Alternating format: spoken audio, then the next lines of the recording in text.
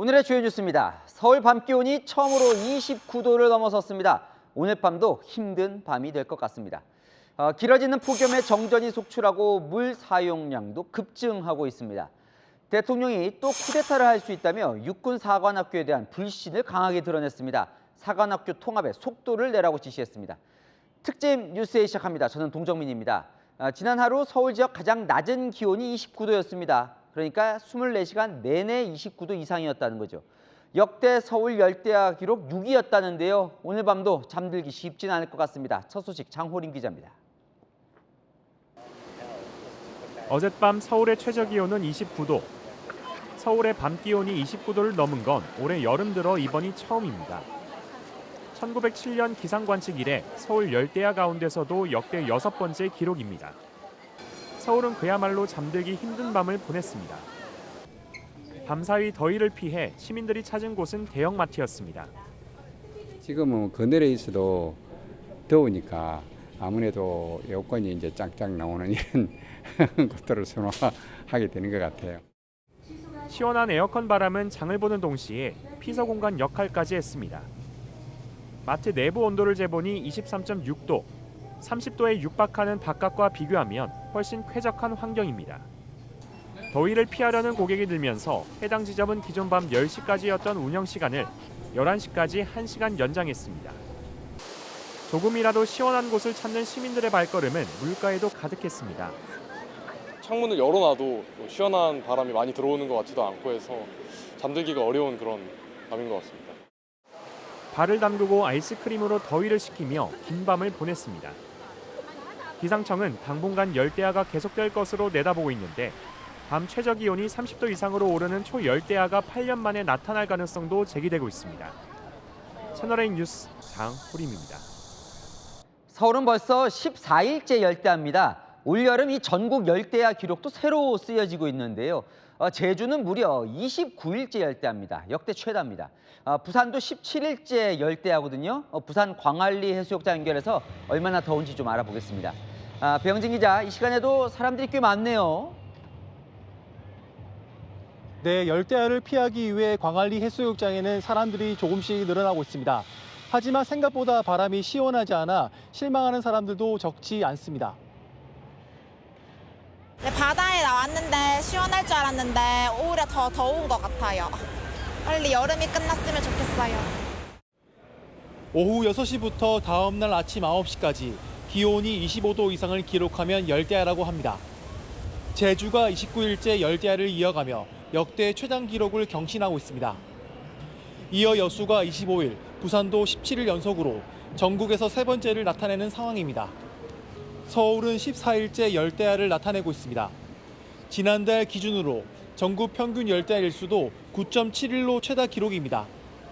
한 달 가까이 열대야가 계속되고 있는 제주에는 밤에 해수욕을 즐기거나 동네 놀이터에서 밤늦게까지 아이들과 노는 주민들도 적지 않습니다. 밤에 너무 더워가지고요. 에어컨이 없으면 잠도 잘 안 오고 밤에 너무 더우니까 카페 가든가 도서관 가가지고 공부하는 편입니다. 낮 동안 35도 넘는 폭염이 밤에도 계속되는 데다 해수면 온도까지 상승하면서 해안 도시를 중심으로 최악의 열대야가 예고되고 있습니다. 지금까지 부산 광안리 해수욕장에서 전해드렸습니다. 에어컨 없이 밤을 나기가 쉽지 않은 열대야가 길어지면서 전력 사용이 폭증하고 있습니다. 결국 탈이 났습니다. 변압기 과부하로 지난밤 정전 피해가 잇따랐습니다. 주민들은 근처 도서관 아니면 에어컨을 켜놓고 차 안에서 쪽잠을 잤습니다. 김다정 기자입니다. 아파트 단지 전체가 어둠에 휩싸였습니다. 에어컨 실외기도 작동을 멈췄습니다. 옷도 제대로 못 입고 집 밖으로 나온 주민들. 370여 세대에 전기가 끊겨 실내는 금세 찜통이 됐고 주민들은 근처 도서관 등으로 대피했습니다. 안전재난 문자에서 효성 도서관이나 이런 쪽에서 에어컨 계속 틀어준다고 해가지고 전기가 들어오기를 기다리며 도서관 책상에서 쪽잠을 청합니다. 정전으로 에어컨과 선풍기가 먹통이 되면서 집안은 순식간에 찜통으로 변했습니다.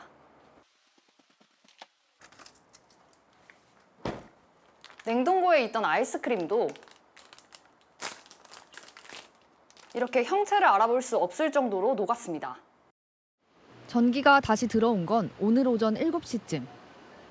11시간 넘게 정전이 이어지는 동안 엘리베이터도 작동이 멈췄습니다. 아파트 현관에는 이번 정전이 변압기 과부하 때문이라는 안내문이 붙었습니다. 늦은 밤 아파트 주차장 차량에 시동이 켜져 있습니다. 성남시 분당구 아파트도 정전 사태로 주민들이 에어컨을 켠 차로 대피한 겁니다. 도저히 안 돼서 지금 차에 에어컨 좀 바람 좀 쐬려고. 역시 급증한 전력 수요로 변압기가 고장나 생긴 정전이었습니다. 서울 동대문구 아파트에선 정전으로 승강기에 주민이 갇혔고 영등포구 아파트에서도 변압기 불량으로 정전 피해가 잇따랐습니다. 채널A 뉴스 김다정입니다. 서울은 당장 오늘 밤이 비상입니다. 지난밤 29도였죠. 1도만 더 올라가도 초열대야를 맞습니다. 여의도 한강공원에 최다희 기자 나가 있는데 연결해 보겠습니다. 자, 최 기자, 오늘 밤 얼마나 더울까요? 뜨겁게 달궈진 도시가 식을 줄을 모르면서 서울과 수도권은 오늘 밤에도 열대야를 이미 예약했습니다. 해가 지고 있지만 이곳 한강공원은 서 있는 것만으로도 땀이 줄줄 흐릅니다. 이 간간히 불어오는 강바람도 마치 온풍기 바람 같은데요. 현재 이곳 기온은 아직도 30도를 훌쩍 넘는 33.6도입니다. 연일 열대야가 계속되면서 시민들의 일상이 위협받는 기후 재난 같은 비상 상황입니다. 시민들은 밤이 돼도 누그러들지 않는 폭염에 피로와 무서움을 호소하고 있습니다. 아침에도 덥고 이제 밤에도 더운데 이제 하루 종일 계속 더우니까 좀 미쳐버릴 것 같아가지고. 이 열대야보다 무섭다는 초열대야도 각오를 해야 할 분위기인 거죠? 네, 밤사이 최저기온이 30도 밑으로 떨어지지 않으면 초열대야라고 부르는데요. 이미 서울의 일부 구에선 초열대야 기준 온도를 넘어섰습니다.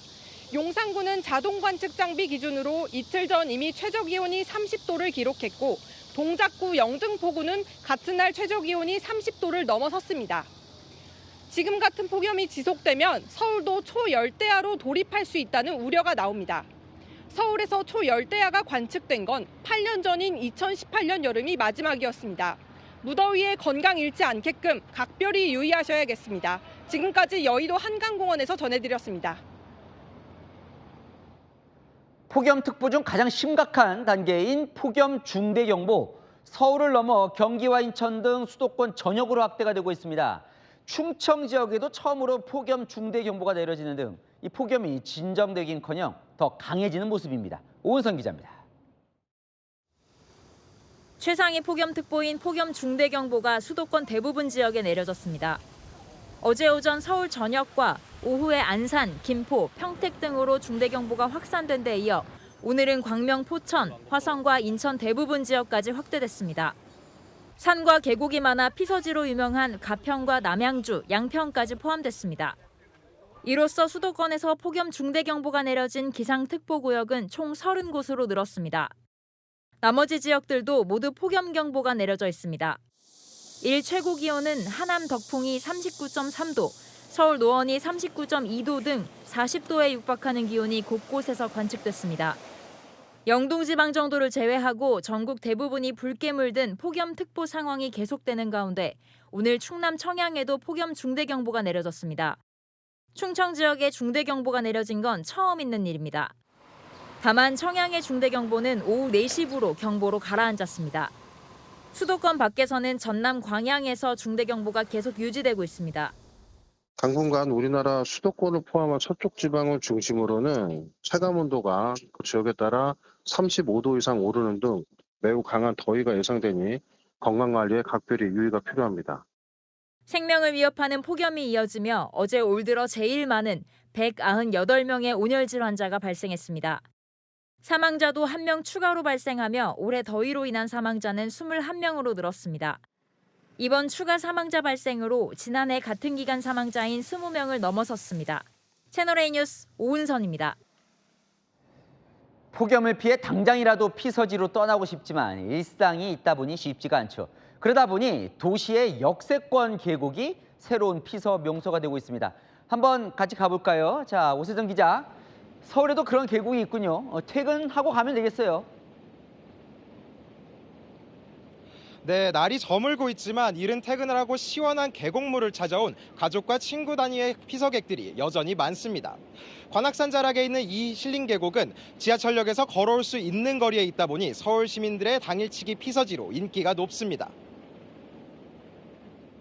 다른 가평이나 이런 데는 좀 무조건 자가용으로 가야 되는데 여기는 바로 앞에 지하철역도 있고 집이랑 가까워서 이제 가볍게 올 수 있어서. 시민들은 계곡물에 발을 담그거나 물로 들어가 잠시 더위를 잊는 모습이었습니다. 계곡이 공원 내에 있어 자릿세 부담이나 이용 시간 제한도 없는데요. 제가 신림성 관악산역에서 내려 이곳 계곡까지 오는데 불과 10분밖에 걸리지 않았습니다. 서울 노원구 벌군계곡, 중랑구 긴고랑계곡 등이 지하철역에서 도보나 버스로 10분 내외면 도착할 수 있는 이른바 역세권 계곡입니다. 어린이가 있는 집에선 아파트 단지에서 만든 물놀이장도 인기 피서지입니다. 집이랑 가까운 것도 있고 재밌는 것도 많이 있어서 이런 거 많이 있었으면 좋겠어요. 끝모를 무더위가 계속되면서 시민들이 보다 가까운 피서지를 찾게 만들고 있습니다. 지금까지 신림계곡에서 전해드렸습니다. 자, 계속되는 폭염에 오늘과 내일 예정됐던 프로야구 경기가 모두 취소됐습니다. 전 경기가 폭염으로 취소된 건 1982년 리그 출범 후 처음 있는 일입니다. 박건영 기자입니다. 한국야구협회 KBO가 오늘과 내일 열리는 프로야구 전 경기를 취소하기로 결정했습니다. 1군 정규리그와 2군 퓨처스리그 모든 경기가 취소됐습니다. 폭염 때문에 전구장의 경기가 취소된 건 1982년 리그 출범 후 사상 처음입니다. 어제 서울 잠실구장과 광주구장에서 두 경기를 취소했지만 선수와 관중 보호를 위해 전 경기 취소를 결정한 겁니다. 야외에서 운동하기에는 너무 더운 날씨인 것 같고 땀이 많이 나기 때문에 탈수 증세가 오는 것 같고 그런 부분에서 조금 많이 힘든 것 같은데. 낮 최고 38도를 넘나드는 폭염이 계속되면서 경기 중에 선수들이 머무르는 더가웃 온도는 48.4도까지 치솟습니다. 냉풍기를 틀어놔도 더위를 쫓기에는 역부족이고 팔토시와 마스크로 몸을 가려도 소용이 없습니다. 지난달 31일 경기에선 롯데자이언츠 손성빈 선수가 두통과 구토 등 온열 질환 증세로 2회에 교체되기도 했습니다. KBO 사무국은 내일 10개 구단 단장과 프로야구 선수협회 관계자와 함께 긴급 실행위원회를 열고 폭염 관련 안전 대책을 논의할 예정입니다. 채널A 뉴스 박건영입니다. 중단 결정을 할 수밖에 없는 이유가 있습니다. 찜통 더위 속에 진행된 어제 야간 야구 경기에서 관중이 심정지로 쓰러지는 사태가 발생했습니다. 낮 동안 달궈졌다가 빠져나가지 못한 열기에 군중까지 몰린 관중석이 얼마나 위험한지 확인할 수 있었습니다. 이서영 기자입니다. LG와 SSG의 경기가 한창인 야간 야구장. 9회 초 관중석 한쪽으로 사람들이 몰려들고 심판들도 급히 이동합니다. 잠시 뒤 119 구급대원들이 제세동기를 들고 달려갑니다. 더위로 온열질환 증세를 보이던 20대 관중이 심정지 상태에 빠진 겁니다. 다행히 현장에서 심폐소생술을 받은 뒤 의식을 회복해 병원으로 이송됐습니다. 이 여파로 경기는 오후 10시 2분부터 9분 동안 중단됐습니다. 경기 종료 직후에도 또 다른 20대 남성이 온열질환 증세로 쓰러진 걸로 전해졌습니다. 한 경기에서 관중 2명이 잇따라 쓰러진 겁니다. 경기 당시 인천 기온은 기상청 기준 30도 정도. 하지만 낮 동안 달궈진 열기가 야구장에 그대로 남아 체감 온도는 더 높았을 걸로 보입니다. 야구장의 콘크리트 구조물과 플라스틱 좌석은 낮 동안 받은 열을 오랫동안 품고 있는 특성이 있습니다. 때문에 바닥과 좌석의 열기가 해가 진 뒤에도 쉽게 식지 않습니다. KBO는 폭염이 이어지자 기온에 따라 경기 시작 시간을 늦추거나 아예 취소하는 긴급 대응 방안을 마련해 어제부터 시행했습니다. 어제 인천의 기온은 경기 취소 기준에는 미치지 않았습니다. 심정지 환자를 포함해 어제 경기에서 온열질환을 호소한 관중은 25명에 달한 걸로 전해집니다. 채널A 뉴스 이서영입니다. 네, 출근도 전에 진이 빠지는 더위였습니다. 아침부터 30도를 웃도는 폭염이 이어지면서 출근길에 이미 땀으로 흠뻑 젖기 일쑤였는데요. 밖을 나서기 망설여질 만큼 뜨거웠던 하루, 정경은 기자가 보도합니다. 뜨거운 태양 아래 출근길 시민들의 발걸음이 분주합니다. 횡단보도를 건너는 사람 중에는 양산을 쓴 사람이 더 많아 보입니다. 거리에 설치된 차양막을 찾아 최대한 햇빛을 피해도 보지만 얼굴에 흐르는 땀을 막을 수가 없습니다. 한낮이 아닌 오전 출근길 서울의 모습입니다. 오늘 아침 서울의 기온은 이른 시간부터 올랐습니다. 오전 8시부터 30도를 넘어섰고 오전 중에 이미 35도에 도달했습니다. 문을 열자마자 찜질방 온 것처럼 바로 땀이 나가지고 출근길이 항상 힘든 것 같아요. 최대한 돌아오더라도 좀 실내 통해서 출근하려고 요즘 하고 있어요. 너무 더워가지고. 출근할 때 너무 더워서 선풍기가 없으면 좀 다니기가 힘들기도 하고 저 양산에다가 팔토시까지 챙겨 다니거든요. 실내 근무자조차도 폭염을 마주해야 하는 시간은 금방 찾아옵니다. 출근길부터 무더위와 싸운 직장인들은 점심시간에 더 강해진 폭염을 맞이해야 하는데요. 점심시간 광화문의 온도는 40.1도입니다. 엄청 더웠어요. 숨이 못 쉴 정도로. 우리 숨 쉴 수 있을까? 그렇게 이야기하면서 나왔어요. 오전부터 시작되는 극한 폭염에 이른 아침조차도 더위의 사각지대가 아니게 됐습니다. 채널A 뉴스 정경은입니다. 네, 이럴 때 비가 좀 시원하게 내려주면 나으련만 싶지만 반짝 소나기는 열기를 식히긴커녕 오히려 습도만 높여 더 숨막히는 찜통 더위를 부추기고 있습니다. 이 소식은 공국진 기자가 보도합니다. 폭염 중대경보가 내려진 전남 광주 도심 곳곳에서 소나기가 시원하게 쏟아집니다. 40도 안팎을 기록 중인 광주 지역에 20mm에서 35mm의 반짝 단비가 내렸습니다. 반가운 소나기였지만 그치고 나면 오히려 더 견디기 힘듭니다. 비가 안 왔을 때는 확실히 덥기만 해가지고 그냥 버티면 되는 거였는데 끈적끈적하기까지 하니까 좀 여자친구라든지 붙어있기도 싫고. 햇볕에 달아오른 아스팔트에 물을 뿌리면 얼마나 온도가 낮아지는지 직접 재봤습니다. 물을 뿌리기 전 아스팔트 온도는 41.2도. 물을 뿌릴 땐 36도까지 내려갔다가 뿌리는 걸 멈추자 38도로 다시 온도가 올라갑니다. 오랫동안 내리지 않는 반짝 소나기로 더위를 식히기엔 역부족입니다. 소나기가 온다고 해서 좀 시원해지는 게 아니고 전체 뜬 공기가 다 더운 공기로 아무래도 겹쳐 있다 보니까 한 번 소나기가 내린다고 해서 해소되는 더위는 좀 아닌 것 같습니다. 소나기가 기온은 크게 떨어뜨리지 못하는 데다 습도만 급격히 높여 찜통 더위만 더 부추기고 있습니다. 채널A 뉴스 공국진입니다. 폭염은 일상도 멈추게 합니다. 경복궁을 지키던 수문장도 안전을 위해 잠시 쉬어가기로 했습니다. 가뭄이 겹친 영남 지역에선 심각한 물 부족에 제한 급수까지 시작됐습니다. 이건희 기자가 취재했습니다. 오늘 오후 1시 경복궁. 평소 같으면 수문장 교대의식을 보기 위한 관광객들로 발 디딜 틈 없는 시간이지만 오늘은 다소 허전합니다. 평소라면 수문장 교대의식이 펼쳐질 시간인데요. 오늘부터 폭염으로 의식이 취소되면서 수문장 자리가 비었습니다. 광화문 파수의식 및 입직 근무는 현재 서울 지역 폭염 중대경보 발효로 인해 취소되었음을 알려드립니다. 폭염 중대경보가 내려지면서 명동과 북촌, 남대문 등 서울 주요 관광지에 움직이는 관광 안내소 운영도 중단됐습니다. 40도 안팎으로 오르는 번화가 지역에서 야외 근무자들의 안전을 고려한 조치입니다. 이 밖에도 서울 시내 공사장과 공원 등에서 야외 작업이 멈춘 모습을 곳곳에서 볼 수 있었습니다. 폭염과 가뭄이 극심한 영남 지역에서도 일상이 위협받고 있습니다.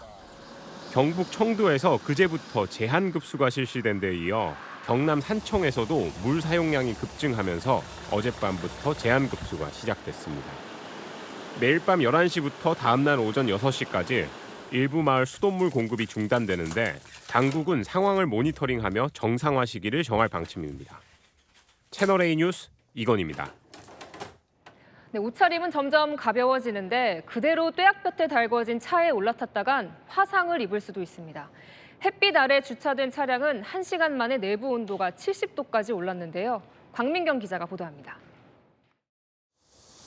땡볕에 노출된 야외 주차장. 주차해둔 차는 금세 찜통처럼 달궈집니다. 찜질방은 저리 가라고 진짜 계란 후라이도 해 먹을 정도예요. 문 열 때 손 대일 뻔한 그런 정도의. 야외에 주차해둔 차는 얼마나 뜨거워질까 실험해봤습니다. 떼약볕에 주차한 지 30분이 지난 차량입니다. 문을 열기 힘들 정도로 손잡이가 뜨거워졌고 시트 표면은 긴 바지를 입고도 앉기가 어려울 정도로 달궈졌습니다. 탑승자가 앉는 시트 표면 온도는 30분 만에 45도를 넘어섰고 운전대 온도도 40도를 훌쩍 넘겼습니다. 직사광선에 그대로 노출된 차량은 주차한 지 1시간 만에 실내 온도가 70도를 넘어섰습니다. 촬영용으로 설치해둔 소형 카메라는 실험 시작 5분도 안 돼 과열로 꺼져버렸습니다. 달궈진 차와 접촉하거나 바로 탔다가는 화상을 입을 수도 있습니다. 즉시 차량에 탑승하게 됐을 경우에 화상 수준의 영향을 받게 되는 경우가 있고요. 열사병 혹은 호흡 곤란 이러한 증상까지도 경험할 수 있습니다. 야외에 세운 차에 보조 배터리나 라이터를 뒀다간 화재나 폭발 위험도 커집니다. 출발 전 창문을 모두 열어 내부 온도를 낮추고 5분 정도 미리 에어컨을 켜두면 화상 위험 등을 줄일 수 있습니다. 채널A 뉴스 광민경입니다. 아무래도 실온 보관이라고 적힌 음식은 덜 신경 쓰게 되는데요. 한낮 기온이 40도에 육박하는 요즘 같은 날씨라면 얘기가 달라집니다. 무심코 집안에 뒀다간 상할 수 있습니다. 김세인 기자가 취재했습니다. 특별한 냉동이나 냉장 등을 하지 않고 일반적인 온도에서 둬도 괜찮은 실온 보관 상품들. 하지만 서울 한낮 기온이 40도에 육박하는 요즘도 실온 보관 상품을 그대로 둬도 괜찮을지는 의문입니다. 에어컨을 켜지 않은 실내에 표면 온도가 28도인 실온 보관 식품을 두고 온도 변화를 관찰해봤습니다. 더운 날씨와 햇빛에 실내 온도가 오르면서 식품 표면 온도도 함께 오르기 시작합니다. 몇 가지 실온 보관 식품을 에어컨이 켜지지 않은 실내에 둬봤는데요. 고작 1시간여 만에 39도까지 올랐습니다. 식약처가 정한 식품 공전에 따르면 실온 보관 식품의 경우 보관 가능한 온도는 1에서 35도, 상온 보관 식품의 경우 이보다 더 범위가 좁은 15도에서 25도로 적정 보관 온도를 규정하고 있습니다. 지금같이 35도가 넘는 무더위 그리고 극단적인 고온의 환경에 식품을 저장하는 경우에는 부패나 변질이 될 수도 있고 이어지는 폭염에 편하게 접하는 식품들도 특별한 주의가 필요한 시기입니다. 채널A 뉴스 김세인입니다. 네, 한기자 경제산업부 정연주 기자 나왔습니다. 살다 이런 더위 처음 봤다는 분들 많으시던데요. 내일은 어떻습니까? 내일은 더합니다. 서울 낮 최고 기온 39도로 예보됐습니다. 기상 관측 이래 역대 최고 기온이 2018년 8월 1일 39.6도였는데 예보의 평균 절대 오차가 약 1도 정도로 보거든요. 사상 초유의 서울이 40도를 넘을 수도 있습니다. 40도라. 언제까지 이런 거예요? 다행히 현재 예보상으로는 이번 주가 정점이기는 합니다. 주말부터는 기온이 3도가량 내려가는데요. 서울의 경우 금요일까지 39도 안팎의 폭염이 이어지다가 토요일과 일요일에는 최고 기온 36도가 예상됩니다. 대구도 30도까지 일단 내려갈 전망입니다. 야, 36도도 뭐 덥긴 덥지만 그래서 좀 반가운 소식이긴 하네요. 네, 그런데 기온이 조금 내려가는 거는 맞지만요. 여전히 폭염특보 수준입니다. 기상청이 한번 확인을 해봤는데 이번 주말 기온이 낮아지는 건 북한 원산만 쪽에서 내려오는 상대적으로 서늘한 공기 때문이라고 하더라고요. 일시적일 수 있다는 거죠. 이 공기가 지나가면 다시 뜨겁고 습한 북태평양 고기압 영향이 강해질 수 있습니다. 태풍은 어떻게 되고 있는 거예요, 지금 경로가? 네, 태풍 경로가 크게 좀 바뀌어야지 폭염도 가실 거란 관측도 가능한데 오늘 업데이트된 경로를 보시면 약간의 변화가 있어 보이지만 우리나라 쪽으로 향하진 않습니다. 중국 상하이 남쪽에 10일쯤 상륙할 걸로 예상되는데요.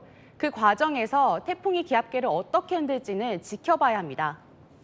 마지막으로 이거 하나만 물어볼게요. 밤에도 워낙 더워서 에어컨을 이제 켜고 자게 되는데 잘 때 이거 틀어도 괜찮습니까? 요즘 같은 날씨에는 오히려 참는 게 더 악화할 수 있는 요인인데 의료진들은 잠이 들면 체온이 조금 떨어지기 때문에 자기 전에 실내 온도를 26도에서 27도 정도로 맞추고 찬바람이 몸에 직접 닿지 않도록 바람 방향은 위쪽으로 향해야 하는 걸 권장합니다. 네, 잘 들었습니다. 아는 기자 정현주 기자였습니다. 자, 다음 소식입니다. 조금 전 민주당 당대표 후보 간 2차 TV 토론회가 끝났습니다. 화 좀 내지 말라는 말이 나올 정도였습니다. 후보 간 치열한 난타전 소식 이준성 기자가 보도합니다. 정청래 전 대표가 탈당 이력을 문제 삼자 김민석 전 총리 불교계 비하 논란으로 응수합니다. 18년간 가출했다가 집에 들어와서 집문서 내놓으라고 강요하는 것, 그것이 집안을 흥하게 할까요? 망하게 할까요? 한 번 배신하면 또 배신할 수 있죠. 불교계에 대한 문제가 생겼을 때 탈당하는 게 당과 대통령을 도와주는 것이라고 했는데 탈당 안 했습니다. 어떤 게 더 배신이고 어떤 게 더 정말 당을 사랑하는 것입니까? 정몽준한테 간 게 배신 아니었습니까? 아직 지금 배신 아니었어요? 질문 안 끝났는데요. 불 씨는 신천지 개입 의혹으로 옮겨 붙었습니다. 급여가 없이 했으면 윤리심판으로 제소를 해서 징계를 해야 되고 불 날 것 같아요 라고 말하는 게 화재범위 아니지 않습니까? 그 문제 제기를 했다고 김민석이 잘라요? 정 전 대표의 레버리지 ETF 책임론에 김 전 총리는 지방선거 책임론으로 맞붙었습니다. 김민석 총리 때 신중하지 못하게 처리한 단일 종목 레버리지 ETF로 실제로 많은 사람들이 피눈물을 흘리고 있고요. 거기다 대놓고 당정청이 승리라고 규정했다고요? 누구랑 하셨어요? 말이 됩니까?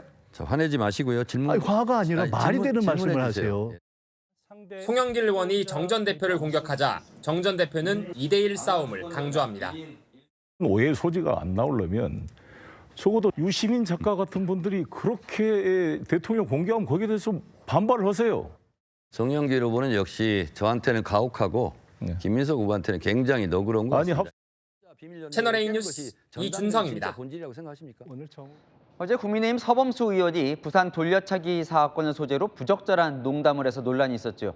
당에선 징계를 예고하고 있는데요. 피해자는 서 의원의 사과를 받아줬습니다. 남영주 기자입니다. 부산 돌려차기 사건 피해자가 참석하는 간담회에서 부적절한 발언을 했던 서범수 국민의힘 의원.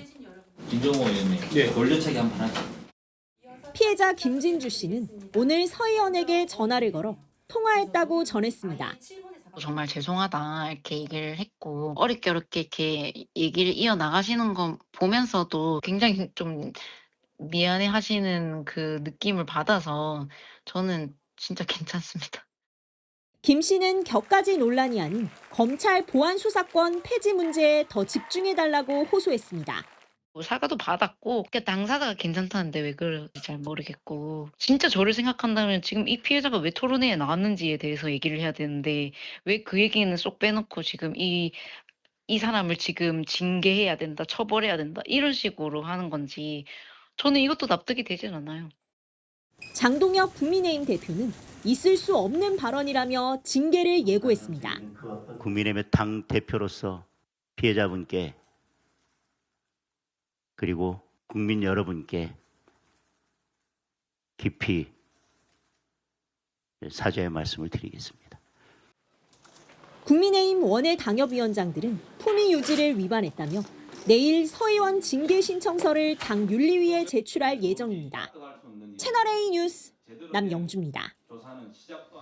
이 정치권에서 김용범 청와대 정책실장 책임론이 급부상하고 있습니다. 야권 그리고 범여권에서도 이 단일 종목 레버리지 ETF에 따른 주식시장 혼란 사태에 책임을 져야 한다고 김 실장을 겨냥하고 나섰습니다. 국정조사를 넘어 특검 주장도 제기됐습니다. 김호영 기자가 보도합니다. 장동혁 국민의힘 대표가 기자간담회를 열고 김용범 청와대 정책실장을 직격했습니다.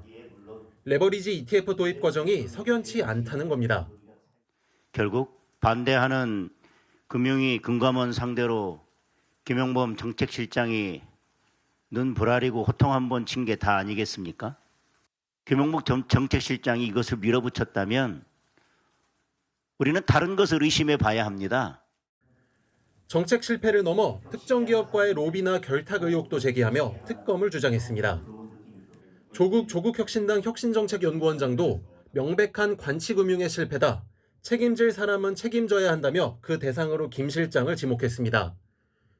오늘 발표된 여론조사에선 응답자의 39.8%는 최근 주가 하락의 가장 큰 원인으로 레버리지 ETF 등 정부 정책을 꼽았습니다. 청와대는 김 실장의 거취와 관련해선 선을 긋고 있습니다. 여권 관계자는 김 실장 개인 탓으로 볼 수 없다고 말했습니다. 김 실장은 오세훈 서울시장과 만나 부동산 문제를 논의했습니다. 깊은 우려를 표명하고 지금 이 예상되는 부작용에 대해서 좀 몇 가지 정리해서 말씀을 드렸습니다. 채널A 뉴스 김호영입니다. 네, 멀쩡히 인도를 걷던 여고생이 만취 차량에 치여 중태에 빠졌습니다. 역주행을 하다 인도까지 넘어와 피해자를 덮쳤습니다. 국내 사건 사고 윤지유 기자가 보도합니다. 어제 새벽 2시 경기 광주의 일방통행 도로. 바로 옆 인도엔 한 여성이 지나갑니다. 그런데 승용차 한 대가 빠르게 달리더니 인도로 돌진해 여성을 덮칩니다. 길 가던 10대 여고생을 그대로 들이받은 겁니다. 운전석에선 한 여성이 내리고 곧이어 조수석에 탔던 남성의 모습도 보입니다. 경찰 조사 결과 두 사람 모두 만취 상태였습니다. 사고 충격으로 여고생은 중태에 빠졌는데 운전석에 있던 여성은 자신이 운전한 게 아니라고 음주운전 혐의를 부인하는 것으로 전해졌습니다. 차 안에 있던 경찰이 다급히 외칩니다. 저기 있다. 쟤네 아니야? 추적 중인 용의자를 발견하곤 차에서 내려 뒤쫓습니다. 나 언니인데. 우리 국민을 상대로 6억 원대 스캠 사기 범행을 저지르고 지난 4월 캄보디아에서 도주한 조직원을 카자흐스탄 알마티까지 추적해 검거한 겁니다. 작전명 이내, 카자흐스탄어로 바늘을 뜻합니다. 경찰은 스캠 조직원 14명을 검거해 국내로 송환했습니다. 동남아에서의 단속을 피해 중앙아시아로 옮겨간 스캠 조직의 풍선 효과를 막은 검거 작전이었습니다. 채널A 뉴스 윤지유입니다. 네, 공항철도 역사에 설치된 CCTV입니다. 화면에 시민들 모습이 실시간으로 뜨는데요. 꼭 감시하는 것 같다, 부담스럽다는 반응이 나왔는데 용도가 뭔지 김민환 기자가 알아봤습니다. 공항으로 가는 지하철을 타려고 짐가방을 끌고 이동하는 사람들. 에스컬레이터에 올라타자 빨간불이 켜지고 경보음이 울립니다. 위쪽 벽에 달린 대형 모니터에선 이용자들의 모습을 찍은 실시간 CCTV 카메라 영상이 보이고 사람들마다 녹색 사각형 상자 표시가 나옵니다. 화면의 용도를 알 길이 없는 시민들은 부담스럽고 감시당하는 느낌도 받습니다. 얼굴이 개인적인 정보니까 그게 또 다른 사람들한테 보여주는 게 부담스러울 수도 있으니까. 온라인 공간에선 중국의 CCTV 감시 체제 같다는 의구심도 제기됩니다. 실제 목적도 그럴까? 확인 결과 이 CCTV는 사고 방지용으로 설치된 거였습니다. 여행용 캐리어는 사고 방지를 위해 엘리베이터에 갖고 타야 하는데 이런 권고를 안 지키고 에스컬레이터에 타는 사람을 AI로 가려내 주의를 주는 겁니다. 지난 3월부터 이 시스템을 시범 운영 중인 한국교통안전공단 측은 승객 모습을 보여주며 경각심을 주려는 것이라며 촬영 영상은 저장하거나 외부 전송되지 않는다고 설명했습니다. 채널A 뉴스 김민환입니다. 도저히 알아듣기 힘든 카드사의 속사포 안내에 원치 않는 유료 결제를 한 소비자 소식 전해드렸었는데요. 금융감독원에 민원을 넣자 담당 상담사를 업무에서 배제했다며 민원을 취하해달라는 연락이 왔습니다. 김지우 기자가 단독 취재했습니다. 커피값 할인 혜택은 천천히, 비용 결제는 속사포처럼 설명하는 하나카드 상담원. 고쳐보도록 주문하신 카드로 받았습니다. 전에 발생으로 30일 이내에 서비스에서 가져하고 할인권 번호 서비스는 열과. 이 때문에 원치 않는 결제를 한 카드 사회원 김모 씨는 금융감독원에 불안전 판매인지 조사해달라고 민원을 넣었습니다. 그런데 이후 콜센터 업무를 하는 하나카드 협력사 측의 전화를 받았습니다. 문제의 상담원은 업무 배제시켰다며 금감원 민원을 취하해달라는 요청이었습니다. 하나카드 고객부서도 민원 취하를 요청했습니다. 개선이라던가 이런 부분에 대해서 고객님께서 조금 수용을 하신다라고 하시면 조금 민원 취하에 대해서도 고객님 같이 좀 고려를 해주십사. 상담원 개인의 문제가 아니라고 생각한 김 씨는 민원을 취하할 테니 상담원을 복귀시키라고 협력사에 요구했고 결국 상담원은 업무에 복귀했습니다. 왜 불이익을 주냐? 카드사의 잘못인데 이게 직원이 뭘 잘못이 있겠냐? 김 씨의 민원 취하로 금감원 조사는 이뤄지지 않았습니다. 하나카드 측은 김 씨에게 연락한 건 사과와 재발 방지를 약속하기 위한 조치였다며 문제가 된 상담 원고는 개선했다고 설명했습니다. 채널A 뉴스 김지우입니다. 중국 대륙도 역대급 폭염에 고통받고 있습니다. 배달원들이 쓰러지는가 하면 길에 세워둔 오토바이 타이어가 녹아내릴 정도입니다. 베이징에서 성시온 특파원이 보도합니다. 거리에 세워둔 오토바이 옆으로 검은 액체가 흘러나와 있습니다. 중국 SNS에 올라온 영상인데 게시자는 너무 더워서 타이어가 녹았다고 전했습니다. 한 배달원이 거리에 쓰러져 있습니다. 헬멧을 벗기고 물을 뿌려주자 그제서야 정신을 차립니다.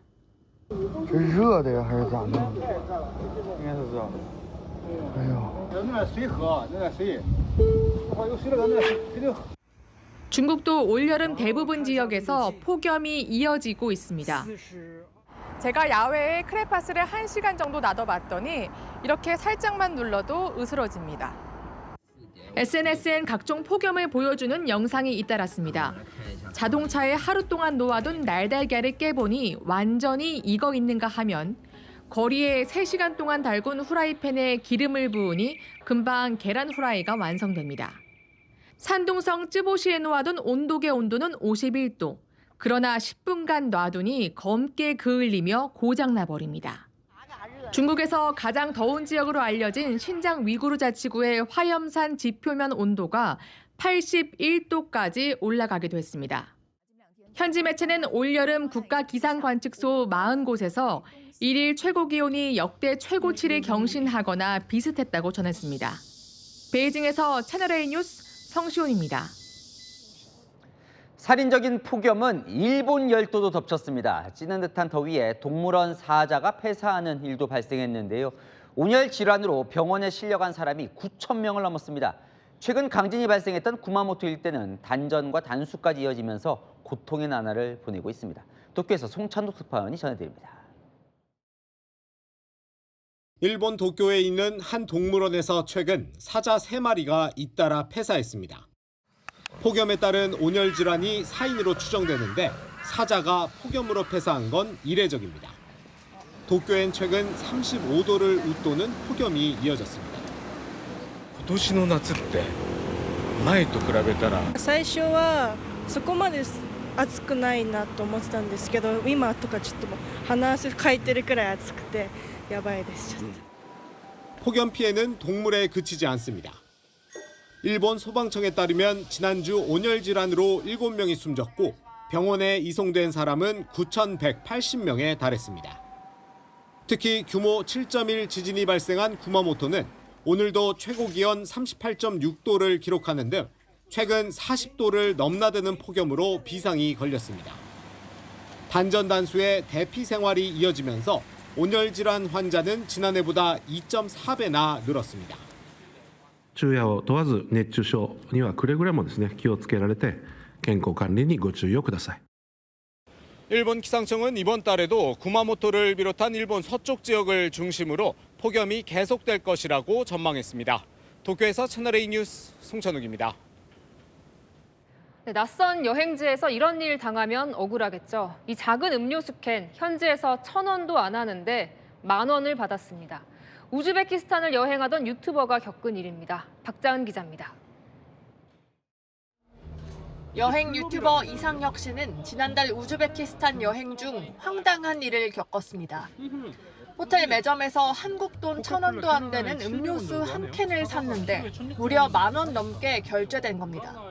지금 호텔 앞에 와가지고 계산을 하는데 이거 하나가 11,000원이라는데? 저게 김치찌개보다 비싸다고? 환불을 요청하자 직원은 돌연 영어를 못한다며 거부합니다. Can I refund? Refund. Cancel. How this is 90,000? Okay, can I call the police?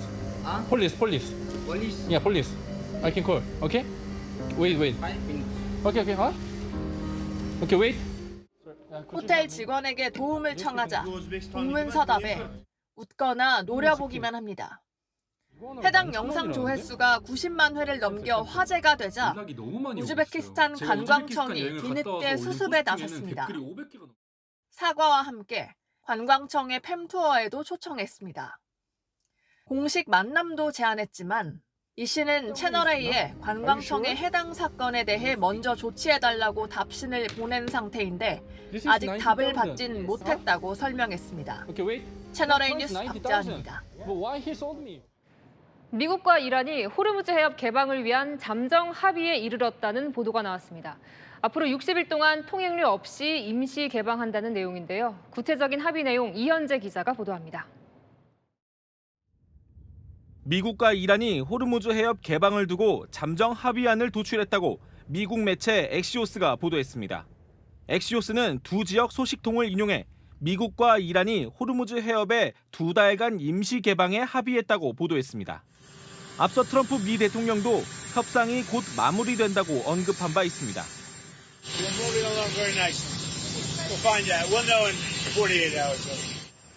미국이 절대 안 된다고 못 박은 통행료나 수수료는 임시 개방 기간에는 받지 않기로 했습니다. 대신 해협 통제권을 줄기차게 원한 이란의 요구가 상당 부분 수용된 걸로 보입니다.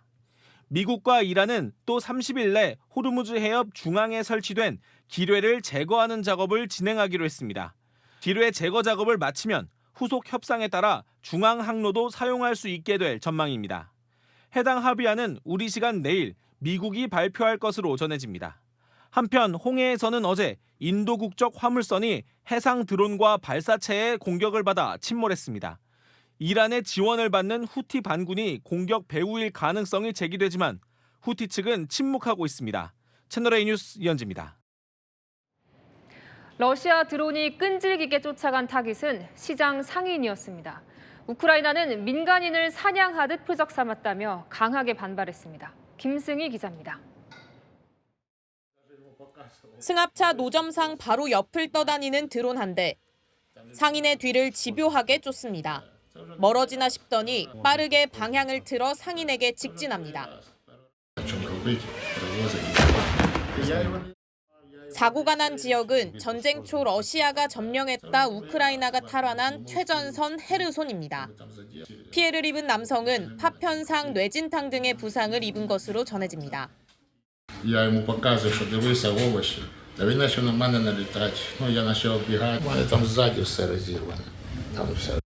영상을 공개한 젤렌스키 대통령은 평범한 시민들이 매일 사파리에 직면하고 있다며 세계는 이 현실을 직시해야 한다고 말했습니다. 드론 사파리란 드론이 민간인을 사냥하듯 쫓아가 공격하는 걸 뜻합니다. 우크라이나도 최근 러시아를 드론으로 집중 공격하고 있습니다. 러시아의 전자상거래 업체 와일드베리스는 어제 또 드론 공격을 받았고 차세대 스텔스 드론을 실전 투입한 것으로 보이는 장면도 포착됐습니다. 사거리 2,000km, 시속 600에서 700km의 브라보 드론으로 추정됩니다. 채널A 뉴스 김승희입니다.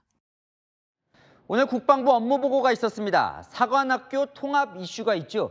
이재명 대통령 쿠데타를 3번이나 주도했다며 육군 사관학교에 대한 강한 불신을 드러내며 신속하게 통합하라고 지시했습니다. 육사 동문회는 정치적 보복이라고 반발했습니다. 전민영 기자입니다.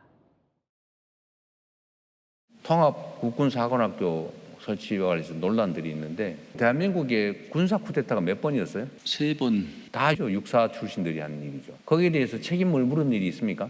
없었습니다. 앞으로 또 할 수도 있잖아요. 국방부 업무보고 자리. 이재명 대통령은 쿠데타를 언급하며 육군 사관학교에 대해 책임을 물어야 한다고 강조했습니다. 성공했으면 주민자치센터에 옛날처럼 육군 대위들이 가서 전부 다 뒤에서 회전의자 돌리면서 감시하고 있었겠죠. 이거를 이미 지난 일이고 진압됐다고 그냥 적당히 넘어갈 일은 아니죠. 우리나라는 고위장성들은 거의 다 육사 아닙니까? 이때까지. 그렇습니다. 이 대통령은 신속한 사관학교 통합을 주문했습니다.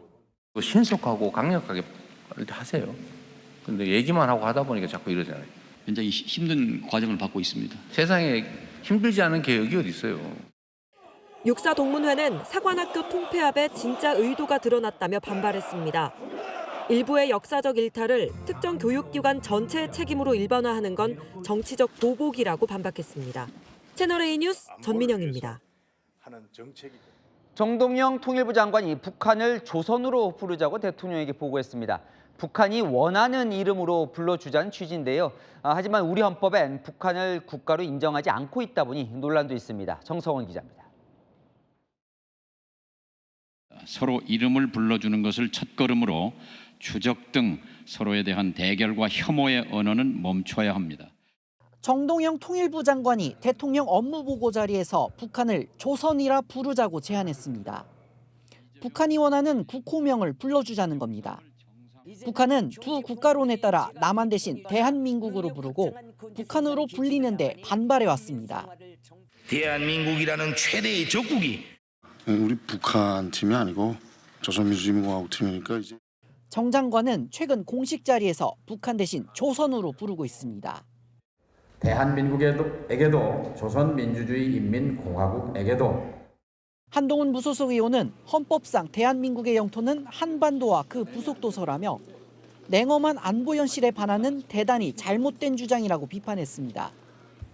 오늘 보고를 받은 이재명 대통령은 신중한 검토 의견을 냈습니다.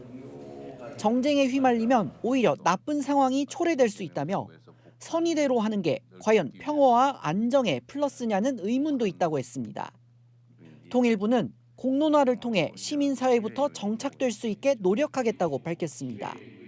채널A 뉴스 정성원입니다.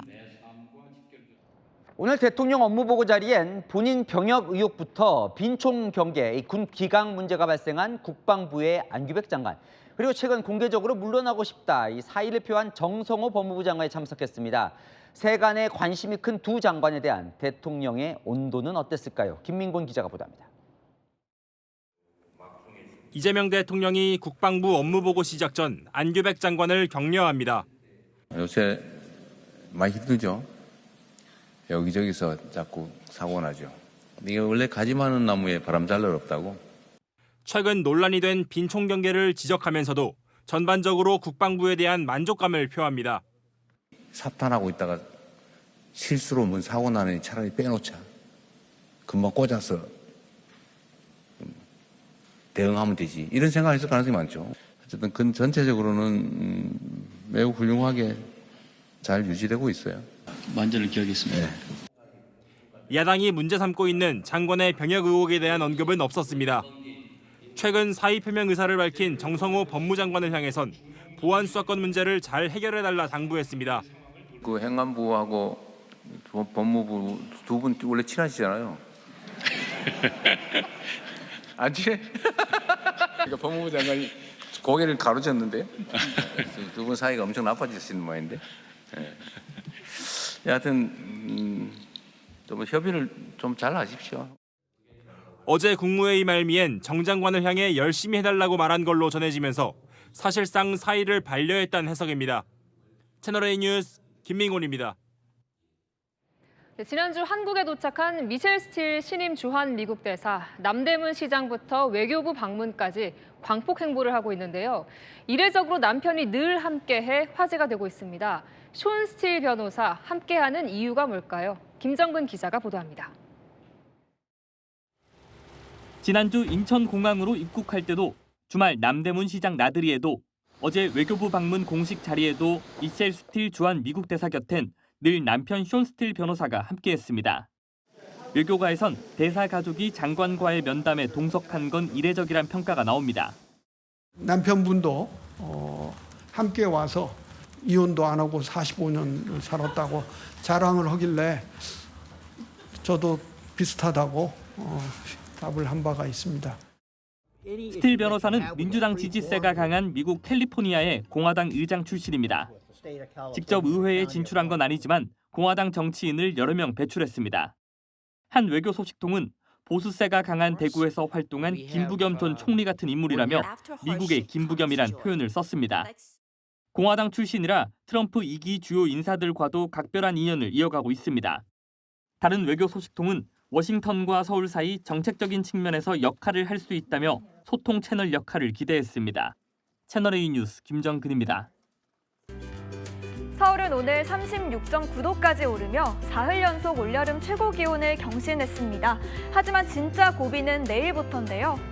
내일과 모레 서울 낮 기온은 39도까지 치솟을 걸로 예보됐습니다. 지난 2018년 기록한 39.6도를 넘어설지 관심이 쏠립니다. 현재 일부 동해안을 제외한 전국 대부분 지역에 폭염경보가 내려진 가운데 수도권 곳곳은 폭염 중대경보로 격상됐습니다. 내일은 인천과 전주가 38도까지 오르는 등 서쪽 지역 중심으로 펄펄 끓는 더위가 이어지겠습니다. 반면 강릉은 32도에 머무는 등 동풍이 부는 동해안은 상대적으로 기온이 낮겠습니다. 날씨였습니다. 특집 뉴스데이 마칩니다. 시청해주셔서 감사합니다.